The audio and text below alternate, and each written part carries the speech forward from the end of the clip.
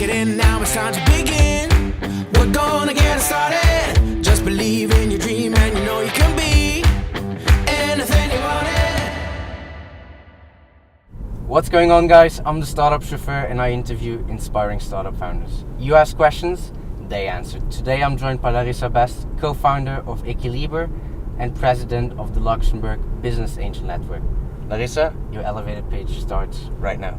Hey guys, so yeah, my name is Larissa. I'm the co-founder of Equilibre. It's a think and action tech here in Luxembourg on gender complementarity. I'm also the president of LBAN, so the Luxembourg Business Angel Network. On the board of EBAN, which is the European Business Angel Network, and I also lecture at the university.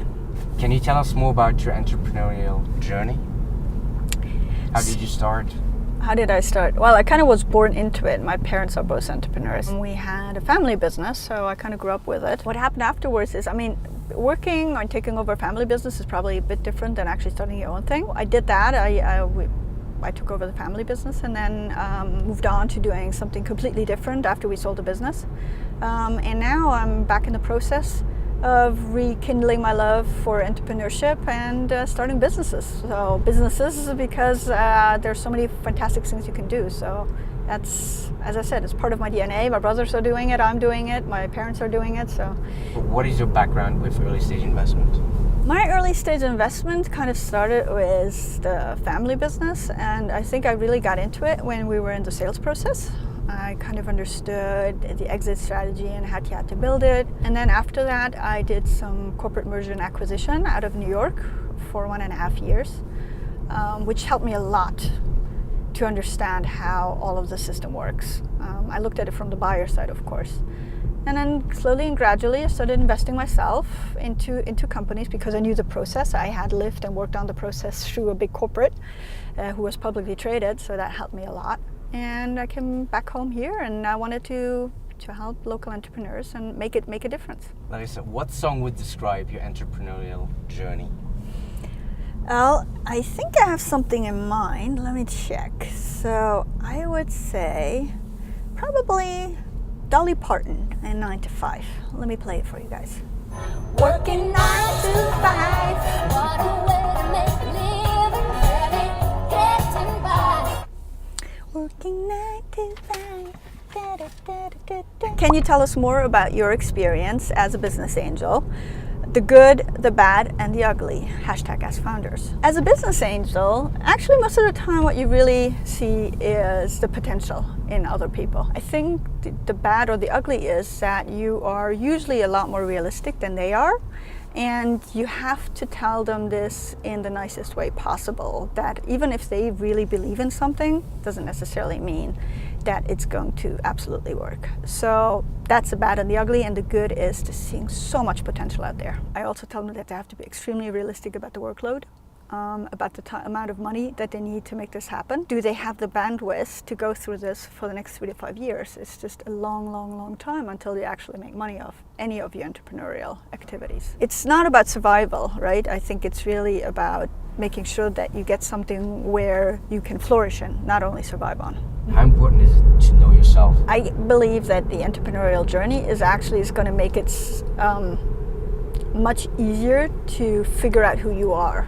So if you don't know or didn't know who you are beforehand, you will figure it out through that journey, that's for sure. I think we all go into this journey of life, whether that's entrepreneurship or not, with a lot of things that we think we want to be, and we project ourselves onto it, but that doesn't necessarily mean that we're exactly that.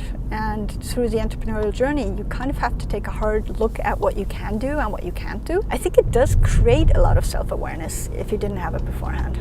As VCs are often older people, to what extent do you believe the phrase, "you can't teach an old dog new tricks," applies to educating VCs to the equal value of female adventurers? #askfounders. That's a very good question. I think it's not only older people, it's just the fact that there's little diversity when it comes to the people that manage money in VCs. That is changing slowly but surely. But yeah, absolutely. What you don't know, you don't necessarily invest into because you don't trust it. So that's definitely a problem. What is your biggest lesson that you've learned so far? You can't push people to do what they're not ready to do. Even if you see potential in people, if they're not ready to see that themselves, there's no way you can get them there. Everybody has its own journey, and you can only be a spectator and sometimes help them a bit on their journey, but it's still their journey. So I think that's something which I had to admit myself very early on, that potential is something that people have to figure out on their own, not something that you can push upon them. What is the number one mistake startup founders make when approaching investors or pitching to investors? Approaching investors, I don't think there's anything really you can do wrong. You have to be persuasive, of course. You have to really vie for their attention. I think that's normal.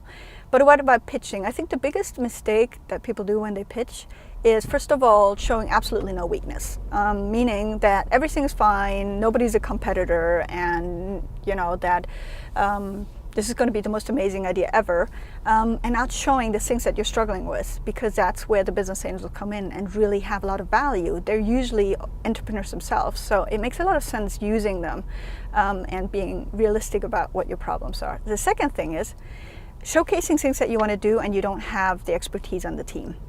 Big mistake. So you're saying that you want to do B2C, but nobody in your team has ever sold B2C. That is just not realistic. So these are really the two biggest sins that I see, which are the biggest mistakes. I just saw him in the corner of my eye and I was like, wait, is she really playing Pokemon Go? I'm a fan.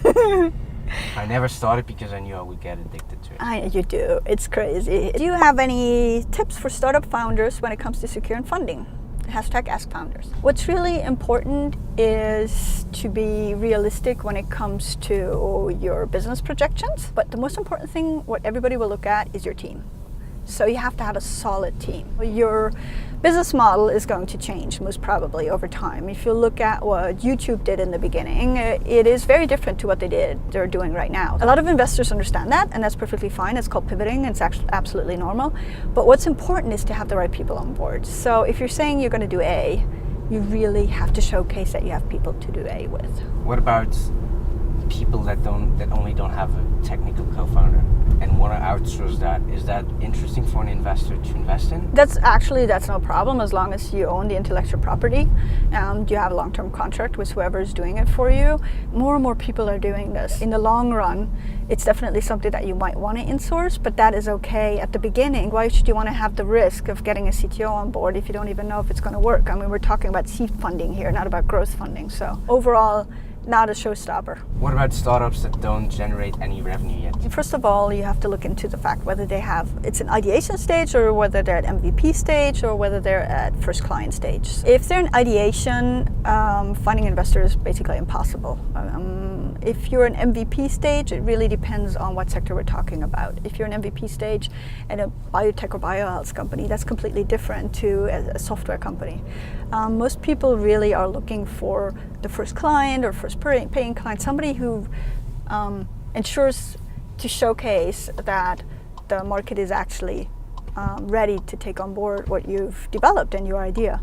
So very tough before first revenue to find investors, unless, of course, friends, families, and fools, right? I mean, these are the first investors that you're looking for, but I mean professional investors who are not your friends and family. What about partnerships and first corporate clients that are interested in your startup and you kind of do it as a trial session with them? That is perfect. I mean, if you don't necessarily have a paying client, no problem whatsoever. I mean, that is of course a holy grail. But if you don't necessarily have that, having somebody who vouches for you and says, actually, we're doing a POC with you, that is already goes far. Nice and far. And also depends on the investor. If the investor comes from industry, he'll probably know how long it will take. And also if it's B2C, B2B, or B2G.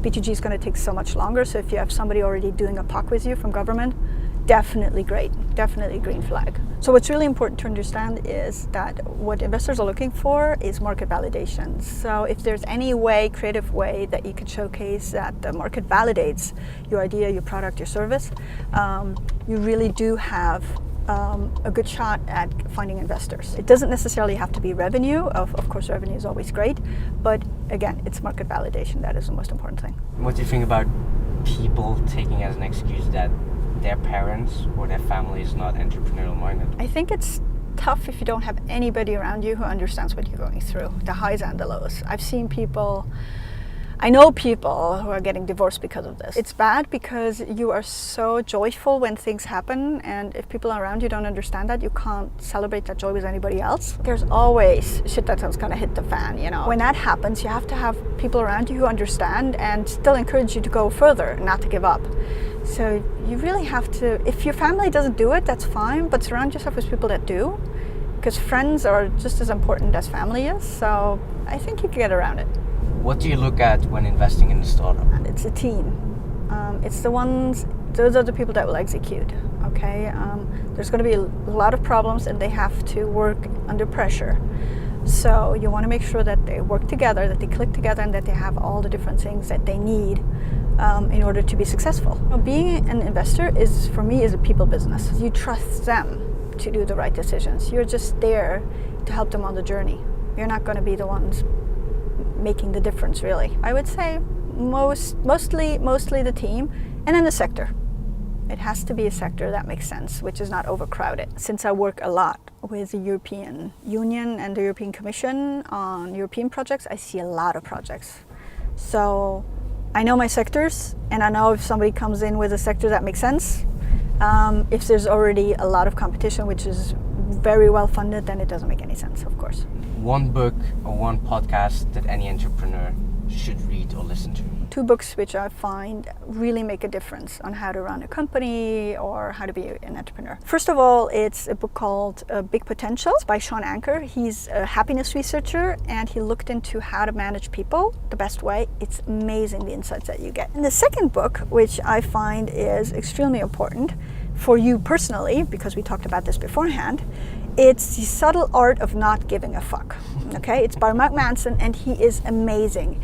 You will, because you honestly, the thing is, you're going to pitch so much times, you're going to have so many business development opportunities which are going to fail, and you just have to learn not to give a fuck. So this book is going to help you through that journey. So if you read those 2 things, I think you're good.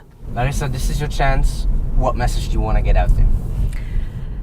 I'm an activist, so I really believe that if we want to make a difference, if we want to make a change, we all have to do it together. So my call out is, hey, let's all become active citizens, become activists. You know, we all have to do something to make this life and this society better. And we can only do it together. So, you know, be critical, do something that you love, but definitely try to change whatever you don't like. We reached the end of the interview. Thank you very much for sharing your questions. Make sure to follow Startup Chauffeur on social media and subscribe to the YouTube channel. Remember, you ask questions, they answer.